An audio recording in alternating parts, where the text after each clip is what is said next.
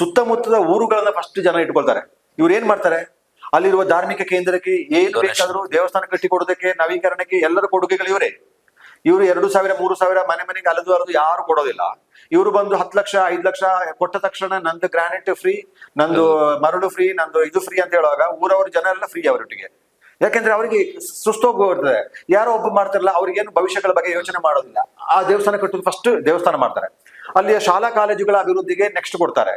ಅಲ್ಲಿರುವಂತ ಯುವಕ ಸಂಘಗಳ ಕ್ರೀಡಾ ಚಟುವಟಿಕೆಗಳಿಗೆ ಸಹಾಯ ಕೊಡ್ತಾರೆ. ಅಲ್ಲಿರುವ ಹಬ್ಬ ಹರಿದಿನಗಳಿಗೆ, ದೇವಸ್ಥಾನಗಳ ಧಾರ್ಮಿಕ ಆಚರಣೆಗಳಿಗೆ ದೊಡ್ಡ ಮಟ್ಟದ ದೇಣಿಗೆಯನ್ನ ಕೊಡ್ತಾರೆ. ರಾಜಕೀಯ ನೇತಾರರ ಚುನಾವಣೆ ಖರ್ಚನ್ನ ನಿಭಾಯಿಸ್ತಾರೆ. ಅವರು ಹೇಳುವ ಕೆಲಸಗಳನ್ನ ಮಾಡಿಕೊಡ್ತಾರೆ. ಅವರು ಹೇಳುವಂತ 4-5 ಜನ ಎಂಪ್ಲಾಯ್ಮೆಂಟ್ ಅವಕಾಶ, ಉದ್ಯೋಗ ಅವಕಾಶವನ್ನು ಕೊಡ್ತಾರೆ. ಅವರು ಹೇಳುವಂತ ಚುನಾವಣೆ ಖರ್ಚು ವೆಚ್ಚವನ್ನ ನಿಭಾಯಿಸ್ತಾರೆ. ಅವ್ರ ರೆಸಾರ್ಟ್ ಓಟೋ ಏನ್ ಮಾಡ್ತಾರೆ, ಅಲ್ಲಿ ಅವರಿಗೆ ಊಟ ಫ್ರೀ, ಅವ್ರಿಗೆ ಹಾಲ್ಟ್ ಫ್ರೀ ಅಂತ ಹೇಳಿದ್ರೆ ಯಾರೆಲ್ಲ ವಿರೋಧ ಮಾಡುವವರು ಇರ್ತಾರೆ ಅವ್ರು ಯಾರು ವಿರೋಧ ಮಾಡೋದು.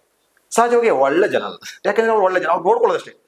ಈ ಸರ್ಕಲ್ ಅನ್ನ ನಮ್ಮ ವ್ಯಾಪ್ತಿಯಲ್ಲಿ ಯಾರೆಲ್ಲ ವಿರೋಧ ಮಾಡಬಹುದು ಅಂತ ಹೇಳಿ ಅವರು ಸರ್ವೆ ಮಾಡಿ ಸ್ಟಡಿ ಮಾಡಿ ಇಟ್ಕೊಂಡು ಅವರನ್ನ ಚೆನ್ನಾಗಿ ನೋಡ್ಕೊಳ್ತಾರೆ ಹೊರತುಪಡಿಸಿದಂತೆ ಇನ್ನು ಒಬ್ಬ ಊರಿಂದ ಇನ್ನೊಬ್ಬ ಬಂದ್ರು ಅವ್ರು ಗಮನಿಸೋದೇ ಇಲ್ಲ. ₹1 ಸಹ ಕೊಡಲ್ಲ. ನಿಮಗೆ ಅಲ್ಲಿ ಒಂದು ದೇವಸ್ಥಾನಕ್ಕೆ 10 ಲಕ್ಷ ಕೊಡುವವರು ಇನ್ನೊಂದು ದೇವಸ್ಥಾನಕ್ಕೆ ₹1,000 ಕೊಡಕ್ಕೆ ಅವ್ರು ರೆಡಿ ಇರಲ್ಲ. ಅವ್ರು ಇನ್ನೊಂದು ಊರಿಗೆ ₹1,000 ಕೊಡ್ಲಿ ನೋಡು, ಕೊಡಲ್ಲ. ಅವ್ರ ಧರ್ಮ ಯಾವುದೋ ಇರ್ಬೋದು, ಅವರ ನಂಬಿಕೆ ಯಾವುದೋ ಇರ್ಬೋದು, ಅವರ ಸಿದ್ಧಾಂತ ಯಾವುದೋ ಇರ್ಬೋದು, ಅದು ಯಾವ್ದು ಇರಲ್ಲ. ಅವ್ರು ಕೊಡುವ ದುಡ್ಡಿನ ಉದ್ದೇಶ ಸ್ಥಳೀಯವಾಗಿ ನಮ್ಮ ಚಟುವಟಿಕೆ ವಿರೋಧ ಆಗ್ಬಾರ್ದು. ಫಸ್ಟ್ ಮಾರ್ಕೆಟಿಂಗ್ ಅನ್ನ ಇವರು ಇದನ್ನೇ ಮಾಡ್ತಿದ್ದಾರೆ. ಅದಕ್ಕಾಗಿ ಯಾರು ಎಲ್ಲೂ ವಿರೋಧ ಮಾಡ್ತಾ ಇಲ್ಲ. ಅದನ್ನ ದೂರದಿಂದ ನೋಡುವವರು ವಿರೋಧ ಮಾಡ್ತಾರೆ. ಅದು ಅಜ್ಜಿ ಗೊಣಗಿದಾಗೆ ಆಗ್ತದೆ ಬಿಟ್ಟರೆ ಅದರಿಂದ ಯಾವ ಪ್ರಯೋಜನಗಳಿಲ್ಲ. ನಿಮಗೆ NOC ಅನ್ನ ಗ್ರಾಮ ಪಂಚಾಯತ್ ಕೊಟ್ಟು ಬಿಡ್ತಾರೆ. ಅಧಿಕಾರಿ ವಲಯದಿಂದ ಎಲ್ಲ ಕೆಲಸಗಳು ನಡೀತದೆ. ಆಕ್ಷೇಪಗಳಿಗೆ ಕಾಲ್ಫರ್ ಮಾಡ್ತಾರೆ. ಯಾರ ಆಕ್ಷೇಪಗಳಿರುತ್ತೆ, ಎಲ್ಲೋ ದೂರದಿಂದ ಆಕ್ಷೇಪಗಳು ಮಾಡುವವರು ಆಕ್ಷೇಪ ಮಾಡ್ಕೊಂಡು ಕೂರ್ತಾರೆ. ಕರ್ನಲ್ ಮುತ್ತಣ್ಣ ಕೊಡಗಿನ ಮುಖ್ಯಮಂತ್ರಿ ಆಗಿದ್ದಂತ CM ಪೂರ್ಣಚ ಅವರ ಮಗ ಕರ್ನಲ್ ಮುತ್ತಣ್ಣರವರು ಹಲವಾರು ವರ್ಷಗಳಿಂದ ಈ ಭೂ ಪರಿವರ್ತನೆಗೆ ವಿರೋಧ ಮಾಡ್ತಿದ್ದಾರೆ. ಕೃಷಿ ಭೂಮಿಯನ್ನ ಕೃಷಿಯೇತರ ಚಟುವಟಿಕೆಗೆ ಮಾಡೋದನ್ನ ವಿರೋಧ ಮಾಡಿಸ್ತಿದ್ದಾರೆ. ಲೇಔಟ್ ಗಳನ್ನ ಮಾಡೋದಕ್ಕೆ ವಿರೋಧ ಮಾಡ್ತಿದ್ದಾರೆ. ನಿಜವಾಗ್ಲೂ ಏಕಾಂಗಿಯಾಗಿಯೇ ಅನ್ಸ್ಕೊಳ್ಬಹುದು. ಕೆಲವೊಂದಷ್ಟು ಜನ ಅವ್ರಿಗೆ ಬೆಂಬಲವಾಗಿ ನಿಂತರು ಏಕಾಂಗಿಯಾಗಿಯೇ ಸುದೀರ್ಘ ಅವಧಿಯಿಂದ ಪಾಪ ಹೋರಾಟ ಮಾಡ್ತಿದ್ದಾರೆ. ಅವರಿಗೆ ಬೆಂಬಲವನ್ನ ಎಷ್ಟು ಕೊಡ್ಬೇಕು ಅಷ್ಟು ಮಟ್ಟಕ್ಕೆ ಕೊಡ್ತಿಲ್ಲ. ಎಲ್ಲೇ ಲೇಔಟ್ ಮಾಡಿ ಹೋಗಿ ಅಲ್ಲಿ ವಿರೋಧ ಮಾಡ್ತಾರ. ಅದು ಏನಾಗುತ್ತೋ ಆಗ್ಲಿ, ಫಲಿತಾಂಶ ಏನೇ ಆಗ್ಲಿ ಮಾಡ್ತಾರೆ. ಕೊನೆಗೆ ಹೋಗಿ ಅವರ ಸಮಾನ ಮನಸ್ಕರು ಸೇರ್ಕೊಂಡು ಒಂದಿಷ್ಟು ಜನ ಸೇರ್ಕೊಂಡು ಜಾಗ ಮಾರಾಟ ಮಾಡೋದ್ರಿಂದ ಜಾಗ ಖರೀದಿ ಮಾಡುವ ಪ್ರಕ್ರಿಯೆ ಮಾಡುದು. ಒಂದಿಷ್ಟು ಜಾಗವನ್ನು ಖರೀದಿ ಮಾಡಿದರೆ ಸಹ ಲಾಭ ನಷ್ಟಗಳು ಬೇಕಾಗಿಲ್ಲ. ಯಾರು ತೋಟ ಮಾರ್ತಾರೆ ಅಂತ ಹೇಳಿದ್ರೆ ಅಲ್ಲಿ ಹೋಗಿ ಹಣ ಕೊಟ್ಟು ಜಾಗ ಖರೀದಿ ಮಾಡ್ಕೊಂಡಿದ್ದಾರೆ. ಕ್ರೌಡ್ ಫಂಡಿಂಗ್ ಮಾಡಿ ಅದರಿಂದ ಅದನ್ನ ಲಾಂಗ್ ಟರ್ಮಿಗೆ ನಿಮಗೆ ನಿಯಂತ್ರಣ ಮಾಡಿ ಅವರು ಇನ್ನೂ ಸುದೀರ್ಘವಾದಂತಹ ಅಥವಾ ವಾಸ್ತವ ನೆಲೆಗಟ್ಟಲ್ಲಿ ಅವರು ಪ್ಲಾನ್ ಮಾಡ್ಕೊಳ್ಳೋದ ಕಾರಣಕ್ಕಾಗಿ ಅದನ್ನ ಮೇಂಟೈನ್ ಮಾಡೋದಕ್ಕೆ ಇನ್ನೊಂದಷ್ಟು ಜಾಗವನ್ನ ಮಾರಾಟ ಮಾಡುವಾಗ ಅದನ್ನ ಖರೀದಿ ಮಾಡೋಕೆ ಸಾಧ್ಯ ಆಗ್ತಿಲ್ಲ. ಇತ್ತೀಚೆಗೆ ಕೆಲವರು ಸೋಷಿಯಲ್ ಮೀಡಿಯಾಗಳು ಚರ್ಚೆ ಮಾಡ್ತಿರೋದು ನೀವು ಗಮನಿಸ್ತಿರ್ತೀರಿ. ಆ ಜಾಗವನ್ನು ಖರೀದಿ ಮಾಡ್ಕೊಳ್ಬೇಕು, ಕ್ರೌಡ್ ಫಂಡ್ ಮಾಡ್ಕೊಳ್ಬೇಕು, ಸಂಘ ಸಂಸ್ಥೆಗಳು ಖರೀದಿ ಮಾಡ್ಕೊಳ್ಬೇಕು, ಸಮಾಜಗಳು ಖರೀದಿ ಮಾಡ್ಕೊಳ್ಬೇಕು ಅಂತ ಹೇಳುವಂತ ಚರ್ಚೆಗಳು ನಡೀತಿದೆ. ಬಹುಶಃ ಕೊಡಗಿನ ಮೂಲ ಸ್ವರೂಪ ಸಂಪೂರ್ಣ ಅಳಿಸಿ ಹೋಗುವ ಮೊದಲೇ ಒಂದಿಷ್ಟು ಪರ್ಯಾಯ ಯೋಚನೆಗಳನ್ನ ಮಾಡಿದ್ರೆ ಸಹಜವಾಗಿ ಅದು ಅವಕಾಶಗಳಿದೆ. ಜಾಗ ಖರೀದಿ ಮಾಡೋದು ಒಂದೇ ಅಲ್ಲ, ಆ ಜಾಗವನ್ನು ನಿರ್ವಹಣೆ ಮಾಡೋದಕ್ಕೆ ಏನ್ ಮಾಡ್ಬೇಕು ಅಂತ ಯೋಚನೆ ಮಾಡ್ಬೇಕು. ಇಲ್ಲಿ ಒಂದಿಷ್ಟು ಜನರಿಗೆ ಜಾಗ ಇದೆ, 1 ಎಕರೆ 1/2 ಎಕರೆ ಅಥವಾ ಜಾಗವೇ ಇಲ್ಲದೆ ಇರುವಂತ ದೊಡ್ಡ ಸಂಖ್ಯೆಯ ಜನರು ಇಲ್ಲಿ ಕೊಡಗಿನಲ್ಲಿದ್ದಾರೆ. ಬೇರೆ ಬೇರೆ ಕಾರಣಗಳಿಗಾಗಿ ಬದುಕಿಗಾಗಿ ಬೆಂಗಳೂರು ಸೇರಿದಂತೆ ಬೇರೆ ಬೇರೆ ಊರುಗಳಲ್ಲಿ ಹೋಗಿ ಬದುಕು ಕಟ್ಕೊಂಡ್ಕೊಳ್ಳಿರುತ್ತೆ. ಗನ್ಮ್ಯಾನ್ಗಳಾಗಿ, ಸಣ್ಣ ಸಂಬಳಕ್ಕೆ ಸಣ್ಣ ಪುಟ್ಟ ಸೆಕ್ಯೂರಿಟಿ ಅವರಾಗಿ ಬೇರೆ ಬೇರೆ ಕಾರಣಕ್ಕಾಗಿ ಕೆಲಸಗಳನ್ನ ಮಾಡ್ತಿದ್ದಾರೆ. ಇಲ್ಲಿ ಒಂದಷ್ಟು ಕೋಟ್ಯಾಂತರ ರೂಪಾಯಿ ಸಂಪಾದನೆ ಇರುವವರು ಇದ್ದಾರೆ. ಕೊಡಗಿನ ಹಿತಾಸಕ್ತಿಯನ್ನು ಕಾಪಾಡಬೇಕು ಅಂತ ಬಯಸುವವರು ಇದ್ದಾರೆ. ಬಹುಶಃ ನಾನು ಹೇಳುವಂಥದ್ದು ಇಂಥ ಜಾಗವನ್ನೆಲ್ಲ ಖರೀದಿ ಮಾಡಿ ಅಂತ ಒಂದಷ್ಟು ಜನಕ್ಕೆ ಉಸ್ತುವಾರಿಗೆ ಕೊಟ್ರೆ ಅದನ್ನ ನಿರ್ವಹಣೆ ಮಾಡ್ಕೊಳ್ಬೇಕು. ಅವರು ತೋಟ ನೋಡ್ಕೊಳ್ಳುವಂತಿರ್ಬೋದು, ಅವರ ಸಂಸಾರ ನೀಟಾಗಿ ನಡೆಯುವಂತಿರ್ಬೋದು.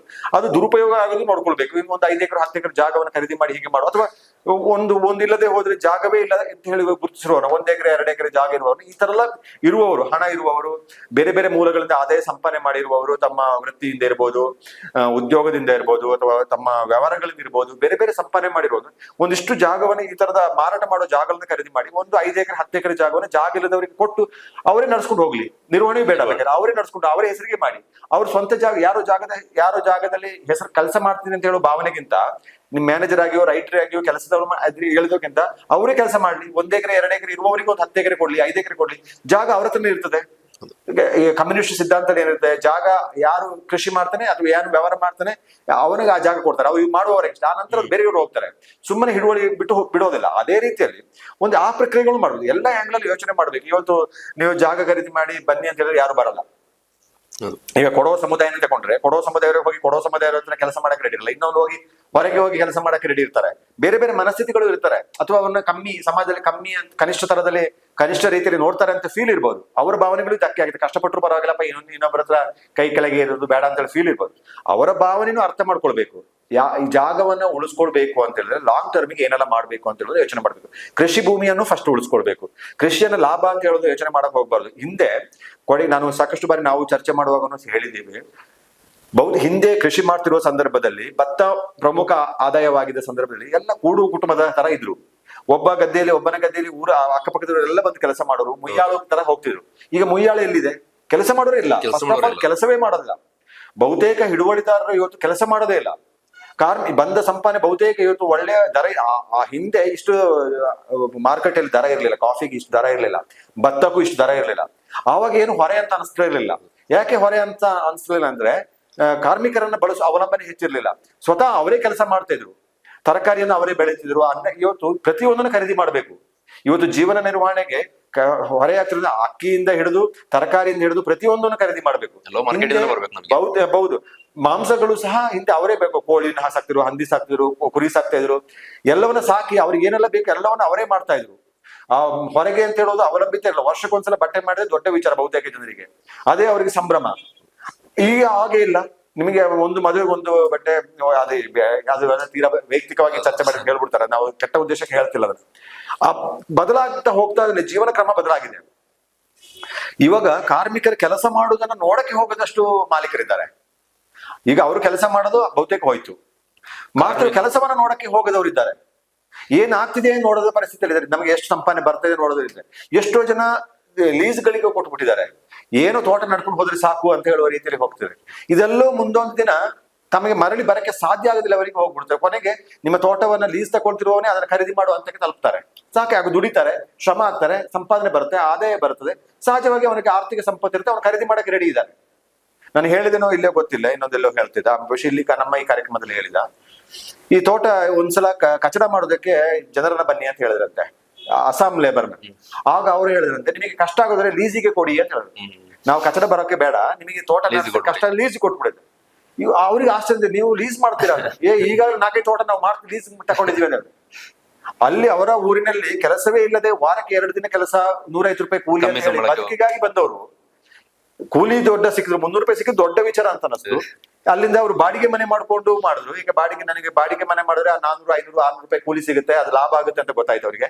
1000 ರೂಪಾಯಿ ಬಾಡಿಗೆನ 2 ದಿನದ ಕೂಲಿಯಲ್ಲಿ ಮುಗಿಸ್ಬೋದು ಅಂತ ಅರಿವಾಯ್ತು. ಇನ್ನು ಉಳಿದ 28 ದಿನ ನಮಗೆ ಸಿಗುತ್ತೆ ಸಂಪಾದನೆ ಅಂತ ಅರಿವಾಯ್ತು. ಆ ನಂತರ ಬಾಡಿಗೆ ಮಾಡಕ್ಕೆ ಸ್ಟಾರ್ಟ್ ಮಾಡಿದ್ರು. ಈ ಬಾಡಿಗೆ ಇದಕ್ಕಿಂತ ನಾವೇ ಲೀಸ್ ತಗೊಂಡ್ರೆ ಆಗ್ಬೋದಲ್ಲ ಅಂತ ಹೇಳುವ ಭಾವನೆಗೆ ಅವ್ರು ಬಂದಿದ್ದಾರೆ ಇವತ್ತು.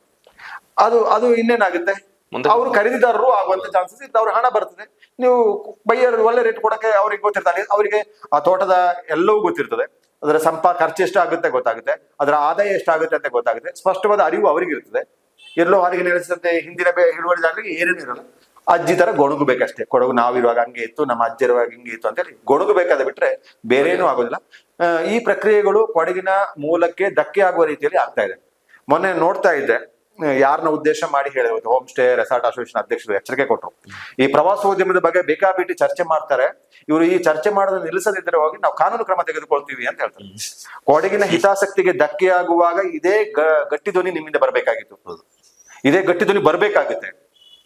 ನಿಮಗೆ ಆವಾಗ ಏನು ಅನ್ಸೋದಿಲ್ಲ.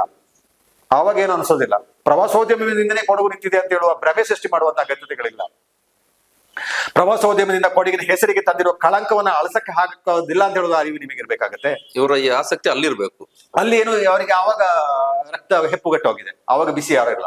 ಈ ಸಂದರ್ಭದಲ್ಲಿ ಯಾರೋ ಧ್ವನಿಯನ್ನು ಅಡಗಿಸುವುದಕ್ಕೆ ಪ್ರವಾಸೋದ್ಯಮದಿಂದನೇ ಎಲ್ಲ ಧಕ್ಕೆ ಆಗ್ತಿದೆ ಅಂತ ಹೇಳ್ತಿದ್ದಾರೆ, ಇದನ್ನ ಕೆಟ್ಟದಾಗಿ ಬಿಂಬಿಸ್ತಾ ಇದ್ದಾರೆ. ಇವ್ರ ಮೇಲೆ ಕಾನೂನು ಕ್ರಮ ತೆಗೆದುಕೊಳ್ಬೇಕು. ಯಾರನ್ನ ಉದ್ದೇಶ ಮಾಡ್ಕೊಂಡು ಹೇಳಿದರೆ ಗೊತ್ತಿಲ್ಲ. ಇವತ್ತು ಪ್ಲಾಸ್ಟಿಕ್ ತ್ಯಾಜ್ಯಗಳು ಎಲ್ಲಂದ್ರಲ್ಲಿ ಚೆಲ್ಲಾಡೋದಕ್ಕೆ, ಪ್ರವಾಸಿ ತಾಣಗಳು ಹಾಳಾಗುವುದಕ್ಕೆ, ಕೊಡಗಿನ ಮೂಲ ಆಶಯಕ್ಕೆ ಧಕ್ಕೆಗೆ ಬರ್ತಿರೋದಕ್ಕೆ ಯಾವ್ದು ಕಾರಣ ಆಗ್ತಿದೆ? ಎಲ್ಲದಕ್ಕಿಂತ ಇವತ್ತು ಕೊಡಗಿನ ಹೆಸರು ಹಾಳಾಗುವುದಕ್ಕೆ ಯಾವ ಕಾರಣ ಇದೆ? ಕೊಡಗಿನ ಬಗ್ಗೆ ಕೆಟ್ಟ ಭಾವನೆ ಇವತ್ತು ಹೊರಗಿನಲ್ಲಿ ಬರುವುದಕ್ಕೆ ಯಾವುದು ಕಾರಣ? ಪ್ರವಾಸೋದ್ಯಮ ಅಲ್ಲದೆ ಬೇರೆ ಯಾವುದು ಕಾರಣ? ಇವತ್ತು ಅವರು ಆತ್ಮವನ್ನು ಮುಟ್ಟಿ ನೋಡಿ, ಆತ್ಮಸಾಕ್ಷಿ ಅವನು ಕೇಳ್ಕೊಳ್ಳಿ. ಕೊಡಗಿಗೆ ಎಷ್ಟು ಕೆಟ್ಟ ಹೆಸರು ಯಾವುದರಿಂದ ಬಂದಿದೆ ಅಂತ. ಕಾಫಿಯಿಂದ ಬಂದಿಲ್ಲ, ಪ್ರವಾಸೋದ್ಯಮದಿಂದ ಬಂದಿಲ್ಲ, ಬೇರೆ ಯಾವ ಇದರಿಂದ ಬಂದಿಲ್ಲ. ಇವರ ಆಕ್ರೋಶ ಕೊಡಗಿನ, ನಾವು ಇಲ್ಲಿ ಯಾರು ಸಹ ಪ್ರವಾಸೋದ್ಯಮ ಬೇಡವೇ ಬೇಡ ಅಂತ ಹೇಳ್ತಿಲ್ಲ. ಸುಸ್ಥಿರವಾದಂತಹ, ಪರಿಸರ ಸ್ನೇಹಿಯಾದಂತಹ, ಜನಪರವಾದಂತಹ ಪ್ರವಾಸೋದ್ಯಮ ನಡೀಲಿ. ಇಲ್ಲಿ ಎಷ್ಟು ಜನ ಇವತ್ತು ಪ್ರವಾಸೋದ್ಯಮ ಈಗ ಇಲ್ಲಿ ಇವ್ರಿಗೆ ಅಟ್ಲೀಸ್ಟ್ ಇವರು ಚರ್ಚೆ ಮಾಡ್ತಿದ್ದಾರೆ. ಚರ್ಚೆಗೆ ಬಾರದ ಎಷ್ಟು ಜನ ಇದ್ದಾರೆ ಇವತ್ತು? ಯಾರ್ಯಾರೋ ಬಂದು ಪ್ರವಾಸೋದ್ಯಮ ನಡೆಸ್ತಿದ್ದಾರೆ, ಅವ್ರು ಯಾರು ಅಂತಾನೆ ಗೊತ್ತಾಗೋದಿಲ್ಲ. ಇವತ್ತು ಆಂಧ್ರ ಪ್ರದೇಶದ ಒಬ್ರು ಪ್ರವಾಸೋದ್ಯಮವನ್ನ ಮಾಡಿದ್ರಲ್ಲ, ರೆಸಾರ್ಟ್ ಮಾಡಿದ್ರಲ್ಲ, ದೊಡ್ಡ ನಟರನ್ನ ದೊಡ್ಡ ದೊಡ್ಡ ಲೀಡರ್ಗಳನ್ನ ರಾಜ್ಯದಿಂದ ಕರೆದ್ರಲ್ಲ. ನಮ್ಮ ರಾಜ್ಯದ ಜನಪ್ರತಿನಿಧಿ ಅವ್ರಿಗೆ ಬೇಕಾಗಿಲ್ಲ, ಎಲ್ಲರನ್ನೂ ವಿಮಾನದಲ್ಲಿ, ಹೆಲಿಕಾಪ್ಟರ್ ಅಲ್ಲಿ, ವೆಹಿಕಲ್ ಅಲ್ಲಿ ದೊಡ್ಡ ದೊಡ್ಡವರು ಬಂದ್ರಲ್ಲ. ಯಾಕೆ ಅವ್ರನ್ನೆಲ್ಲ ಇಲ್ಲಿಗೆ ಕರೆಸೋದು? ಏನು ಉದ್ದೇಶ? ನಿಮ್ಮ ಆಶಯ ಏನಿದೆ? ನಿಮ್ಮ ಕುತೂಹಲ ಏನಿದೆ? ನಿಮ್ಮ ಊರಿನ ಬಗ್ಗೆ ಇತ್ತಲ್ಲ, ನಿಮ್ಮ ಊರಿನ ಕಲಾವಿದರು, ನಿಮ್ಮ ಊರಿನ ರಾಜಕಾರಣಿಗಳು, ನಿಮ್ಮ ಊರಿನ ನೇತಾರರೇ ನಿಮಗೆ ಬೇಕಾಯ್ತಲ್ಲ. ಅದೇ ಎಲ್ಲವೂ ಆಗುತ್ತೆ. ನಾಳೆ ಅವ್ರದೇ ಒಂದು ದೊಡ್ಡ ವ್ಯವಸ್ಥೆಗಳಾಗುತ್ತೆ. ಇಲ್ಲಿ ಸಂಸ್ಕೃತಿ, ಜನಾಂಗ, ಉಡುಗೆ ತೊಡುಗೆ, ಆಹಾರ ಪದ್ಧತಿ, ಜೀವನ ಕ್ರಮ, ಇದು ಯಾರು ಹೇಳುವವರಿಲ್ಲ, ಯಾರು ಸಮರ್ಥನೆ ಮಾಡೋದಿಲ್ಲ. ಇಲ್ಲಿ ನಿಮ್ಮ ಗಟ್ಟಿ ಧ್ವನಿ ಬೇಕಾಗುತ್ತದೆ. ಇಲ್ಲಿ ನಿಮ್ಮ ಗಟ್ಟಿ ಧ್ವನಿ ಬೇಕಾಗುತ್ತೆ. ಎಲ್ಲಿ ತೋರಿಸ್ಬೇಕು ಅಲ್ಲಿ ತೋರಿಸೋದಲ್ಲ. ಏನೋ ಯಾರ್ದೋ ಧ್ವನಿ ಅಡಗಿಸ್ತೀವಿ. ಇನ್ನೊಂದು ಕೆಲವರದ್ದು ಪಾತ್ರಗಳಿದೆ. ಈ ವ್ಯವಹಾರದಲ್ಲಿ ಅವರೇ ಇರ್ತಾರೆ. ವ್ಯವಹಾರದಲ್ಲಿ ಅವರೇ ಇದ್ಕೊಂಡು, ನಾನು ಹಿಂದೆನೇ ಹೇಳಿದೆ, ಮರ ವ್ಯಾಪಾರಿಯೇ ಭೂ ಹಿಡುವಳಿದಾರನ ಮರ ಮಾರಾಟ ಮಾಡೋದ್ರ ಅನಿವಾರ್ಯತೆ ಬಗ್ಗೆ ಮಾತಾಡೋದು. ಮರಳು ವ್ಯಾಪಾರಿ ಕಟ್ಟಡ ಕಟ್ಟುದ್ರ ಅನಿವಾರ್ಯತೆ ಬಗ್ಗೆ ಮಾತಾಡೋದು. ಅವನು ಮರಳು ವ್ಯಾಪಾರ ಮಾಡ್ತಿರ್ತಾನೆ, ಹಾಗಾದ್ರೆ ರಾತ್ರಿ ಇಡೀ ಮರಳು ಕದೀತಾನೆ, ಲಾರಿ ಇಟ್ಕೊಂಡಿರ್ತಾನೆ, ದಂಧೆ ಮಾಡ್ತಾನೆ, ಜನರ ಇಟ್ಕೊಂಡು ದಂಧೆ ಮಾಡ್ತಾನೆ. ಅವರು ಬಂದು ಇಲ್ಲಿ ಹೇಳ್ತಾರೆ, ಕಟ್ಟಡ ಕಟ್ಟೋದಕ್ಕೆ ಬಹಳ ಕಷ್ಟ ಆಗುತ್ತೆ, ಸ್ಥಳೀಯರಿಗೆ ಮನೆ ಕಟ್ಟೋದಕ್ಕೆ ಬಹಳ ಕಷ್ಟ ಆಗುತ್ತೆ ಅಂತ ಹೇಳ್ತಾನೆ. ಮರ ವ್ಯಾಪಾರ ಮಾಡ್ತಿರ್ತಾನೆ, ಮರಗಳ ಇರ್ತಾನೆ, ಅವ ಬಂದು ಇಲ್ಲಿ ಪ್ರೆಸ್ ಮೀಟ್ ಮಾಡ್ತಾನೆ. ಮರ ಮಾರಿದ್ರೆ ಅವ್ರಿಗೆ ಮಕ್ಳಿಗೆ ಎಜುಕೇಶನ್, ಒಂದ್ 2 ಮರ ಮಾರಿದ್ರೆ ಎಜುಕೇಶನ್ ಸಾಧ್ಯ ಆಗುತ್ತೆ, ಮನೆ ಕಟ್ಟೋದಕ್ಕೆ ಅವ್ನು ಸ್ವಂತ ಮರ ಬಳಸ್ಕೊಳ್ಬಹುದು. ಇವನು ಯಾರು ಹೇಳುವನು? ಮೂಲತಃ ಮರಗಳ ಇರ್ತಾನೆ. ಹೇಳುವೊಂದು ಮನೆ ಯಾರು ಹಿಡುವಳಿದಾರ ರೈತ ಆಸಕ್ತಿ, ಇವನು ಡಬಲ್ ರೋಲ್ ಮಾಡ್ತಾನೆ. ಅದೇ ರೀತಿ ಕೆಲವರು ಇವತ್ತು ಇಲ್ಲಿ ಬೇರೆ ಬೇರೆ ರೋಲ್ ಮಾಡ್ಕೊಂಡಿದ್ದಾರೆ, ಅದರಿಂದ ಲಾಭ ಪಡ್ಕೊಳ್ತಿರೋ ಇದ್ದಾರೆ. ಅವರು ಅದನ್ನು ಬಿಂಬಿಸುವಾಗ ಬೇರೆ ರೀತಿಯಲ್ಲಿ ಬಿಂಬಿಸ್ತಾರೆ, ಅಥವಾ ಬೇರೆ ಯಾರು ಪ್ರಚೋದನೆ ಮಾಡ್ತಾರೆ. ಅವ್ರು ಹೇಳಿದಾರೋ ಗೊತ್ತಿಲ್ವಾ, ಅದು ಹೇಳಿ ಈಗ ಮಾತಾಡೋ 1 ಗಂಟೆ ಮಾತಾಡಿದ್ರಲ್ಲಿ ಹಲವಾರು ವಿಚಾರಗಳಿರುತ್ತೆ. ಇವ್ರಿಗೆ ಯಾವ್ದು ಬೇಕು ಅದನ್ನ ಹೈಲೈಟ್ ಮಾಡಿ ಬಿಂಬಿಸೋ ಪ್ರಯತ್ನ ಮಾಡ್ತಾರೆ. ಏನೋ ಯಾರ ಧ್ವನಿಯನ್ನು ಅಡಗಿಸಕ್ಕೆ ಸಾಧ್ಯ ಆಗೋದಿಲ್ಲ. 1 ಧ್ವನಿ 2 ಧ್ವನಿ ನಿಮ್ಗೆ ಅಡಗಿಸ್ಬೋದು, ಇಡೀ ಜನ ರೊಚ್ಚಿಗೆದ್ರೆ ಸಾಧ್ಯನೇ ಆಗೋದಿಲ್ಲ. ನಿಮಗೆ ನಾನು ಸಾಕಷ್ಟು ಬಾರಿ ಚರ್ಚೆಗಳಲ್ಲಿ ಹೇಳ್ತಾ ಇದ್ದೇನೆ, ಶಿವಸೇನೆ ಮಹಾರಾಷ್ಟ್ರದಲ್ಲಿ ಯಾಕೆ ಬಲಿಷ್ಠ ಆಯ್ತು, ಬಾಳ್ ಠಾಕ್ರೆ ಅವರು ಯಾಕೆ ಅಲ್ಲಿ ದೊಡ್ಡ ಮಟ್ಟದ ನಾಯಕರಾಗಿ ಹೊರಹೊಮ್ಮಿದ್ರು, ಇಡೀ ಉತ್ತರ ಭಾರತದ ಕಾರ್ಮಿಕರು ಬಂದು ದಬ್ಬಾಳಿಕೆಯನ್ನ ಮಾಡಕ್ಕೆ ಪ್ರಾರಂಭಿಸಿದಾಗ ಬದುಕಿಗಾಗಿ ಬಂದ ಉತ್ತರ ಭಾರತದ ಕಾರ್ಮಿಕರು ಮಹಾರಾಷ್ಟ್ರದಲ್ಲಿ ಸ್ಥಳೀಯರಿಗೆ ಧಕ್ಕೆ ಆಗೋ ರೀತಿಯಲ್ಲಿ ಬೆಳೆದು ಯಾವಾಗ ಮಾಡಿಕೊಟ್ರು, ಆ ಕಾರ್ಮಿಕರ ವಿರುದ್ಧವಾದಂತ ಹೋರಾಟ ಇಡೀ ಮಹಾರಾಷ್ಟ್ರದ ಧ್ವನಿಯಾಗಿ ಬಂತು. ಆದ್ರೆ ಇವತ್ತು ಶಿವಸೇನೆ ವಿಭಜನೆಯಾಗಿ ಬೇರೆ ಬೇರೆ ಸ್ವರೂಪಕ್ಕೆ ಹೋಗಿರ್ಬೋದು, ಆದ್ರೆ ಬಾಳ್ ಠಾಕ್ರೆ ಅವರು ಇಡೀ ಮಹಾರಾಷ್ಟ್ರದ ಮರಾಠಿಗರ ಅಸ್ಮಿತೆಯಾಗಿ ಹೊರಹೊಮ್ಮಿದ್ರು. ಅಂತ ಪರಿಸ್ಥಿತಿ ಒಂದು ದಿನ ಕೊಡಗಿ ಬಂದೇ ಬರುತ್ತೆ. ಈಗ ಹೋಗುತ್ತಿರುವ ಹಾದಿ ನೋಡಿದ್ರೆ ಬಹುಶಃ ತುಂಬಾ ವರ್ಷ ಬೇಕಾಗಿಲ್ಲ ಅಂತ ಅನಿಸ್ತದೆ. ಯಾರೋ ಒಬ್ಬ ಹುಟ್ಟಿ ಬರ್ತಾನೆ, ಯಾರೋ ಒಬ್ಬ ಇದರ ಇನಿಷಿಯೇಟಿವ್ ತೆಗೆದುಕೊಂಡು ಮಾಡುವಂತ ಆಶೆ ಇರುತ್ತೆ. ಕೊಡಗಿನಲ್ಲಿ ಯಾರು ಬೇಕಾದ್ರೂ ಬರ್ಲಿ, ಆದ್ರೆ ಇಲ್ಲಿಯ ಧಾರ್ಮಿಕ ಭಾವನೆಗಳಿಗಿರ್ಬೋದು, ಜನರ ಭಾವನೆಗಳಿಗಿರ್ಬೋದು, ಇಲ್ಲಿಯ ಸಂಸ್ಕೃತಿ ಇರ್ಬೋದು, ಇಲ್ಲಿಯ ನೆಲ ಜಲ ಜನ, ಇದರ ಬಗ್ಗೆ ಧಕ್ಕೆಯಾಗದ ರೀತಿಯಲ್ಲಿ ನಡ್ಕೊಳ್ಳುವಂಥದ್ದು ಮುಖ್ಯ ಆಗುತ್ತೆ. ಇದನ್ನ ಅರ್ಥ ಮಾಡ್ಕೊಳ್ಬೇಕಾಗುತ್ತೆ. ನೀವು ಬರುವಾಗ ಆರಾಮ್ಸಿ ಇರ್ತೀರಿ, ಬರ್ತಾ ಬೇರೆ ತರ. ಈ ಬಸ್ಸಲ್ಲಿ ಸೀಟ್ ಬಿಟ್ಕೊಟ್ಟ ಹಾಗೆ ಅಡ್ಜಸ್ಟ್ಮೆಂಟ್ ಸೀಟ್ ಬಿಡ್ತಾರೆ, ಸೀಟ್ ಬಿಟ್ಕೊಟ್ಟು ಎಬ್ಸುವಾಗೆ ಆಗ್ತಾರೆ. ಲಾಸ್ಟ್ಗೆ ಸೀಟ್ ಬಿಟ್ಟುಕೊಂಡು ಅಡ್ಜಸ್ಟ್ಮೆಂಟ್ ಮಾಡಿದವನು ಹೋಗ್ತಾ ಇವನೇ ಸೀಟ್ ಬಿಟ್ಟವನೇ ಎದ್ದು ಹೋಗ್ಬೇಕಂತ ಪರಿಸ್ಥಿತಿ. ಅಂತ ಪರಿಸ್ಥಿತಿ ಬಾರದಿರ್ಲಿ. ಮತ್ತೆ ಇದನ್ನ ಯಾರು ಗಂಭೀರವಾಗಿ ತೆಗೆದುಕೊಳ್ಬೇಕಾಗುತ್ತೆ. ಇವನ್ ಸಮಾಜಗಳು ಸಹ ನೋಡಿ, ಮೊದಲು ವಿದ್ಯಾಸಂಸ್ಥೆಗಳು ಪ್ರತಿಷ್ಠಿತ ವಿದ್ಯಾಸಂಸ್ಥೆಗಳಾಗಿತ್ತು. ಕ್ರಮೇಣ ಮಕ್ಕಳ ಜನಸಂಖ್ಯೆ ಕಡಿಮೆ ಆಯಿತು. ಓದುವವರು ಹೊರಗಿನ ಪ್ರದೇಶಗಳ ಮೈಸೂರು, ಮಂಗಳೂರು, ಬೆಂಗಳೂರಲ್ಲಿ ವಿದ್ಯಾಭ್ಯಾಸದ ಕಡೆ ಹೆಚ್ಚು ಗಮನ ಹರಿಸಕ್ಕೆ ಸಾಧ್ಯ ಆಯಿತು. ಮತ್ತೆ ವಿದ್ಯಾಸಂಸ್ಥೆಗಳ ಸಂಖ್ಯೆ ಹೆಚ್ಚಾಯಿತು. ಆ ಸಂದರ್ಭದಲ್ಲಿ ಈ ಪ್ರತಿಷ್ಠಿತವಾಗಿ ಹೆಚ್ಚು ಸಂಖ್ಯೆಯಲ್ಲಿ ಮಕ್ಕಳು ಇದ್ದಂತ ವಿದ್ಯಾಸಂಸ್ಥೆಗಳೇ ಮುಚ್ಚುವ ಹಂತಕ್ಕೆ ಬಂತು. ಆ ಸಂದರ್ಭದಲ್ಲಿ ನನ್ನ ಎಕ್ಸಾಂಪಲ್ ಹೇಳೋದು, ಬೆಂಗಳೂರು ಕೊಡೋ ಸಮಾಜದವರು ಇವತ್ತು ನಾವು ಇಲ್ಲಿ ವಿದ್ಯಾಸಂಸ್ಥೆಗಳನ್ನ ಮಾಡ್ತೀವಿ ಅಂತ ಹೇಳಿ ಶ್ರೀಮಂಗಲ ವಿದ್ಯಾಸಂಸ್ಥೆಯನ್ನ ಪೂರ್ಣವಾಗಿ ತೆಗೆದುಕೊಂಡು ನಾವು ನಡೆಸ್ತೀವಿ ಅಂತ ಹಂತಕ್ಕೆ ಬಂತು. ಬೆಂಗಳೂರು ಕೊಡೋ ಸಮಾಜ ಆ ಕೆಲಸ ಮಾಡಿದೆ. ಅದೇ ರೀತಿಯಲ್ಲಿ ಕೊಡಗಿನಲ್ಲಿರುವಂತಹ ಸಂಘ ಸಂಸ್ಥೆಗಳು, ಸಮಾಜಗಳು ಈ ಇನಿಷಿಯೇಟಿವ್ ತೆಗೆದುಕೊಳ್ಬೇಕಾಗುತ್ತೆ. ನಿಮಗೆ ಒಂದು ಕಳಂಕ ಇರುತ್ತೆ, ಬಹುಶಃ ಅದನ್ನ ಎಲ್ಲೋ ಕಾಲದಲ್ಲಿ ಹೇಳೋದು ಸರಿಯಾಗಲಿ. ಏನೋ ಒಂದು ಟೀಕೆ ಟಿಪ್ಪಣಿ ಬಂದಾಗ ಸಮಾಜ ಮದುವೆ ಮಾಡಕ್ಕೆ ಮಾತ್ರ ಇರೋದ, ಮಂಟಪ ಒಂದು ಮೂದಲಿಸುವುದಕ್ಕೆ, ವ್ಯಂಗ್ಯ ಮಾಡೋದಕ್ಕೆ ಎಲ್ಲ ಕಾಲದಲ್ಲೂ ಅನ್ವಯಿಸುತ್ತದೆ. ನಿಮಗೆ ಬೇಕಾದಾಗ ಹೇಳಿ. ಅದನ್ನ ಪ್ರತಿ ಸಲ ಏನೋ ಒಂದು ಇಶ್ಯೂ ಬಂದಾಗ ನೀವು ಧ್ವನಿ ಎತ್ತಲ್ಲ, ಅದಕ್ಕಾಗಿ ಅವ್ರನ್ನ ವ್ಯಂಗ್ಯ ಮಾಡೋದಕ್ಕಲ್ಲ. ಆ ವ್ಯಂಗ್ಯ ಮಾಡೋ ಬದಲು ಅಧಿಕಾರಿತವಾಗಿ ಅವ್ರನ್ನ ಕೇಳಬೇಕು. ಅಲ್ಲಿ ಸಮಾಜದ ಮೆಂಬರ್ಸ್ ಗಳಿರ್ತಾರೆ, ನಾವು ಇದನ್ನ ಮಾಡುವ, ಸಣ್ಣ ಕೆಲಸಗಳನ್ನ ಮಾಡುವ. ಈಗ ಪೊನ್ನಪೇಟೆ ಕೊಡೋ ಸಮಾಜ, ಪೊನ್ನಪೇಟೆ ಸುತ್ತಮುತ್ತಲು ಯಾರು ಜಾಗ ಮಾಡ್ತಾರೆ, 2 ಎಕರೆ 1 ಎಕರೆ 10 ಎಕರೆ, ಅದನ್ನ ತೆಗೆದುಕೊಳ್ಳಿ. ಅಥವಾ ಅಲ್ಲಿ ಸ್ಥಳೀಯವಾಗಿ ಆ ಜಾಗವನ್ನು ಉಳಿಸ್ಕೊಳ್ಳೋದಕ್ಕೆ, ಸ್ಥಳೀಯ ಜನರನ್ನ ಉಳಿಸ್ಕೊಳ್ಳೋದಕ್ಕೆ ಏನಾದ್ರು ಮಾಡ್ಬೇಕು, ಅವ್ರು ಸ್ಥಳೀಯವಾಗಿ ಯೋಚನೆ ಮಾಡ್ಬೋದಲ್ಲ. ಅವ್ರ ಜವಾಬ್ದಾರಿಯನ್ನು ಹೊತ್ಕೊಳ್ಬೇಕು. ಇದು ಸಾಮೂಹಿಕ ಜವಾಬ್ದಾರಿ ಆಗ್ಬೇಕಾಗುತ್ತೆ. ಯಾರೋ ಒಬ್ಬ ಕಲೆಕ್ಟಿವ್ ಆಗಿ ಒಂದೇ ಸಲ ಮಾಡಕ್ಕೆ ಸಾಧ್ಯ ಆಗೋದಿಲ್ಲ. ಯಾರೋ ಒಬ್ರು ಮಾಡ್ಲಿ ಅಂತ ನಿಂತ್ಕೊಂಡಿರೋಕ್ಕಾಗಲ್ಲ. ಸ್ಥಳೀಯವಾಗಿ ಈ ಕೆಲಸಗಳನ್ನ ಮಾಡಬಹುದಾಗುತ್ತೆ. ಈಗ ಸ್ಥಳೀಯವಾಗಿ ನೀವು ಅದನ್ನ ಮಾಡಿದ್ರೆ ಸಾಧ್ಯವಾಗಿ ನಂಬಿಕೆ ಮತ್ತು ವಿಶ್ವಾಸಾರ್ಹವಾದಂತ ಸಮಾಜ ವ್ಯಕ್ತಿಗಳು ಇದನ್ನ ಮುಂದೆ ನಿಂತರೆ ಸಹಜವಾಗಿ ಮಾಡಬಹುದು. ಇವತ್ತು ಬೆಂಗಳೂರು ಕೊಡೋ ಸಮಾಜ ಹೇಗೆ ಧೈರ್ಯವಾಗಿ ಬಂದು ಶ್ರೀಮಂಗಲ ವಿದ್ಯಾಸಂಸ್ಥೆನ ನಡೆಸ್ತೀನಿ ಅಂತ ಹೇಳಿದ್ರು, ಶ್ರೀಮಂಗಲ ವಿದ್ಯಾಸಂಸ್ಥೆನ ಕೊಡುವ ಬೆಂಗಳೂರಿಗೆ ಅಂತ ಹೇಳುವಂತ ಬಯಕೆ ಬಂತು, ಆ ನಂಬಿಕೆ ಹೇಗೆ ಬಂತು, ಆ ವಿಶ್ವಾಸ ಹೇಗೆ ಬಂತು, ಅದೇ ರೀತಿ ವಿಶ್ವಾಸವನ್ನ ಬೆಳೆಸಿಕೊಳ್ಳುವಂತ ಕೆಲಸಗಳನ್ನ ಸಮಾಜಗಳು, ನೇತಾರರುಗಳು, ರಾಜಕೀಯ ಮುಖಂಡರು, ಧಾರ್ಮಿಕ ಮುಖಂಡರುಗಳು ಎಲ್ಲ ಮಾಡ್ಬೇಕಾಗುತ್ತೆ.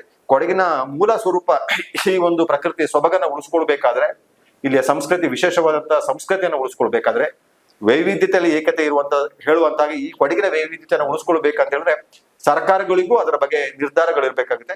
ಆ ಸರ್ಕಾರ ನಿರ್ಧಾರ ತೆಗೆದುಕೊಳ್ಬೇಕಾದ್ರೆ ಅದೇ ರೀತಿ ಜನಾಭಿಪ್ರಾಯನೂ ಬರ್ಬೇಕಾಗುತ್ತೆ. ಜನಾಭಿಪ್ರಾಯ ಆ ತರ ಅಭಿಪ್ರಾಯ ಬಂದ್ರೆ ಅಥವಾ ಅಭಿಪ್ರಾಯ ಮೂಡಿದ್ರೆ ಸಹಜವಾಗಿ ಆಗುತ್ತೆ. ಜನಾಭಿಪ್ರಾಯದ ವಿರುದ್ಧವಾಗಿ ನಡೆದುಕೊಳ್ಳೋದಕ್ಕೆ ಯಾವುದು ಸಾಧ್ಯ ಆಗೋದಿಲ್ಲ. ನಾನು ಸಾಕಷ್ಟು ಬಾರಿ ಹೇಳಿದ್ದೀನಿ, ತಮಿಳುನಾಡಿನ ಜಲ್ಲಿಕಟ್ಟಿಗೆ ಬಗ್ಗೆ ಮತ್ತೆ ಕಂಬಳದ ಬಗ್ಗೆ, ದಕ್ಷಿಣ ಕನ್ನಡದ ಕರಾವಳಿ ಭಾಗದ ಕಂಬಳದ ಬಗ್ಗೆ ಸುಪ್ರೀಂ ಕೋರ್ಟ್ ಕೊಟ್ಟ ತೀರ್ಪಿನ ವಿರುದ್ಧವೇ ನಡೆಯಿತು. ಜಲ್ಲಿಕಟ್ಟು ಕಂಬಳ ಮುಂದುವರಿಯಂಗೆ ಮಾಡಿದ್ರು. ನ್ಯಾಯಾಲಯದ ತೀರ್ಪನ್ನು ಪ್ರಶ್ನೆ ಮಾಡಬಾರದು ಅಂತ. ಜನಾಭಿಪ್ರಾಯಕ್ಕೆ ವಿರುದ್ಧವಾದಂತಹ ಯಾವ ಕೆಲಸಗಳು ಮಾಡೋದಕ್ಕೆ ಯಾರಿಂದನೂ ಸಾಧ್ಯ ಆಗಲ್ಲ. ರಾಜ್ಯಕ್ಕೆ ನೇತಾರರಿಗೂ ಆಗೋಲ್ಲ, ಎಷ್ಟೇ ಹಣವಂತನಿರಲಿ, ಯಾರೇ ಜನಾಭಿಪ್ರಾಯಕ್ಕೆ ವಿರುದ್ಧವಾದಂತ ಯಾವ ಕೆಲಸಗಳು ನಡೆಯುವುದಕ್ಕೆ ಸಾಧ್ಯ ಆಗಲ್ಲ. ಜನಾಭಿಪ್ರಾಯ ಮೂಡಿಸ್ಬೇಕು ಅಂತ ಹೇಳಿದ್ರೆ ವಾಸ್ತವ ನೆಲೆಗಟ್ಟಲ್ಲೇ ವಿಚಾರಗಳನ್ನ ಮುಂದೆ ತೆಗೆದುಬೇಕು. ಬಹುಶಃ ಈ ಕೊಡಗಿನ ಜಾಗ ಮಾರಾಟ ಮಾಡ್ತಿರುವಂತದ್ರ ಬಗ್ಗೆ ಅದು 100% ವ್ಯತಿರಿಕ್ತ ಪರಿಣಾಮಗಳು ಆಗ್ತಾ ಇದೆ. ಸ್ಥಳೀಯರು ಆ ಜಾಗವನ್ನು ಖರೀದಿ ಮಾಡೋದಕ್ಕಿಂತ ಹೊರಗಿನವರು ಬೇರೆ ಬೇರೆ ಕಾರಣಗಳಿಂದಾಗಿ ಜಾಗ ಖರೀದಿ ಮಾಡ್ತಾರೆ. ಅವ್ರಿಗೆ 100% ಇಲ್ಲಿಯ ನೆಲ, ಜಲ, ಜನರ ಬಗ್ಗೆ ಯಾವ ಕಾಳಜಿ ಇರೋಕೆ ಸಾಧ್ಯನೇ ಆಗೋದಿಲ್ಲ. ಅವರ ವ್ಯವಹಾರ, ಅವರ ಇದನ್ನ ಕಾಪಾಡಿಕೊಳ್ಳೋದಕ್ಕೆ ಅಷ್ಟೇ, ಅವರ ವ್ಯಾಪ್ತಿಗೆ ಬರುವವರನ್ನ ಬಾಯಿ ಅಡಗಿಸೋದಕ್ಕಾಗಿ ಏನೆಲ್ಲ ಮಾಡ್ಬೇಕು ಅದು ಮಾಡ್ತಾರೆ ವಿನಃ ಮುಕ್ತವಾಗಿ ಯಾರೂ ಮಾಡಲ್ಲ. ಅವರ ಉದ್ದೇಶವೂ ಅದಲ್ಲ, ಅವ್ರು ಬೇಕು ಆಗಿಲ್ಲ. ಯಾರು ಧ್ವನಿ ಎತ್ತಾರೆ ಅವರನ್ನ ಧ್ವನಿ ಅಡಗಿಸ್ಬೇಕಾಗತ್ತೆ ಅಂತ ಹೇಳೋ ಒಂದು ಸ್ಟಡಿ ಮಾಡಿಕೊಂಡು ಅವರ ಪ್ಲಾನ್ ಅಲ್ಲಿ ಈಗ ಒಂದು ರೆಸಾರ್ಟ್ ಮಾಡ್ಬೇಕು ಅಂದ್ರೆ ಪ್ರಾಜೆಕ್ಟ್ ಮಾಡುವಾಗ ಇದು ಒಂದು ಭಾಗ ಅಷ್ಟೇ. ಇವ್ರನ್ನ ಸದ್ದಡಗಿಸುವ ಒಂದು ಪ್ರಾಜೆಕ್ಟ್, ನಿರ್ವಹಣೆ ಮಾಡೋದು ಒಂದು ಪ್ರಾಜೆಕ್ಟ್, ಯಾರನ್ನ ಹೇಗೆ ಇಟ್ಕೊಂಡ್ರೆ ಏನಾಗುತ್ತೆ ಅಂತ ಅವ್ರಿಗೆ ಗೊತ್ತಿರ್ತದೆ. ಅಷ್ಟನ್ನು ಬಿಟ್ರೆ ಬೇರೆ ಏನೂ ಮಾಡೋಲ್ಲ. ಹಾಗಾಗಿ ಈ ಜಲದ ಬಗ್ಗೆ, ಈ ನೆಲದ ಬಗ್ಗೆ, ಇಲ್ಲಿಯ ಜನರ ಬಗ್ಗೆ, ಇಲ್ಲಿಯ ಜಲ ನೆಲದ ಬಗ್ಗೆ ಕಾಳಜಿ ಇರುವವರು ಹೆಚ್ಚು ಮಾತಾಡಬೇಕಾಗುತ್ತೆ, ಹೆಚ್ಚು ನಿರ್ಧಾರ ಮಾಡಬೇಕು. ಅಸಹಾಯಕ ಪರಿಸ್ಥಿತಿಗೆ ಹೋಗಿ ನಮಗೆ ಯಾಕೆ ಅಂತೆಲ್ಲ ಕೂತ್ರೆ ಕೊಡಗಿನ ಅಸ್ತಿತ್ವಕ್ಕೆ 100% ಧಕ್ಕೆ ಆಗುತ್ತೆ. ಕೊಡಗು ಸುಂದರ ಕೊಡಗು, ಪ್ರವಾಸಿಗರ ಆಕರ್ಷಣೆ ಇತ್ಯಾದಿ ನಾವು ಮಾತಾಡ್ತಾ ಇರ್ತೇವೆ. ಬಹುಶಃ ಅದು ಮುಂದೊಂದು ದಿನ ನಮಗೆ ಅದು ಚಿತ್ರದಲ್ಲಿ ತೋರಿಸೋದಕ್ಕೆ ಅಥವಾ ಇನ್ಯಾವುದೋ ಸಾಕ್ಷ್ಯಚಿತ್ರ ನಾವು ಮಾಡಿಟ್ಟಿದ್ದನ್ನ ತೋರಿಸ್ಕೊಂಡು ಮುಂದಿನ ಪೀಳಿಗೆಗೆ ತೋರಿಸೋ ರೀತಿ ಆಗೋದು ಬೇಡ. ಈಗಿನ ಬೆಳವಣಿಗೆ ಇದೇ ರೀತಿ ಸಾಗಿದ್ರೆ ಮುಂದೆ ಅದು ಬರ್ಬೋದು. ಬರದಿರುವ ನಿಟ್ಟಿನಲ್ಲಿ ನಾವೆಲ್ಲರೂ, ಅದು ಕೇವಲ ಯಾರ್ದೋ ಒಬ್ಬರದು ಒಂದು ಸಂಘಟನೆದು ಅಥವಾ ಯಾರ್ದೋ ಒಂದು ಗ್ರಾಮದ ಜವಾಬ್ದಾರಿ ಅಲ್ಲ, ಸಂಪೂರ್ಣ ಕೊಡಗಿನಲ್ಲಿ ಇರುವವರ ಎಲ್ಲರ ಜವಾಬ್ದಾರಿ ಆಗಿದೆ. ಆ ನಿಟ್ಟಿನಲ್ಲಿ ಎಲ್ಲರೂ ಆಸಕ್ತಿ ವಹಿಸೋಣ ಅಂತ ಹೇಳ್ತಾ, ಥ್ಯಾಂಕ್ ಯು ಗುಟ್ಟಪ್ಪರ್. ಈ ಮಲ್ಮ ಬೆಟ್ಟದ ವಿಚಾರವಾಗಿ ಇಟ್ಕೊಂಡು ಬೇರೆ ಬೇರೆ ಆಯಾಮದಲ್ಲಿ ಮಾತಾಡಿದ್ವಿ. ಥ್ಯಾಂಕ್ ಯು, ಶೋನಲ್ಲಿ ಪಾಲ್ಗೊಂಡಿದ್ದೆ. ಧನ್ಯವಾದ. ವೀಕ್ಷಕರೇ, ಎಪಿಸೋಡ್ ಇಲ್ಲಿಗೆ ಮುಗಿಸ್ತಾ ಇದ್ದೀವಿ. ಬೆಳವಣಿಗೆ ಬಗ್ಗೆ ನಿಮ್ಗೆ ಏನ್ ಅನ್ಸುತ್ತೋ ಅದನ್ನ ಕಮೆಂಟ್ ನಲ್ಲಿ ತಿಳಿಸಿ. ಮುಂದಿನ ಕಂಟೆಂಟ್ ನಲ್ಲಿ ಮುಂದಿನ ವಿಚಾರದ ಬಗ್ಗೆ ಚರ್ಚೆ ಮಾಡ್ತಾ ಮುಂದಿನ ವಾರ ಸಿಗ್ತೇನೆ. ಅಲ್ಲಿವರೆಗೂ ಎಲ್ಲರೂ ಕ್ಷೇಮವಾಗಿರಿ. ಧನ್ಯವಾದ.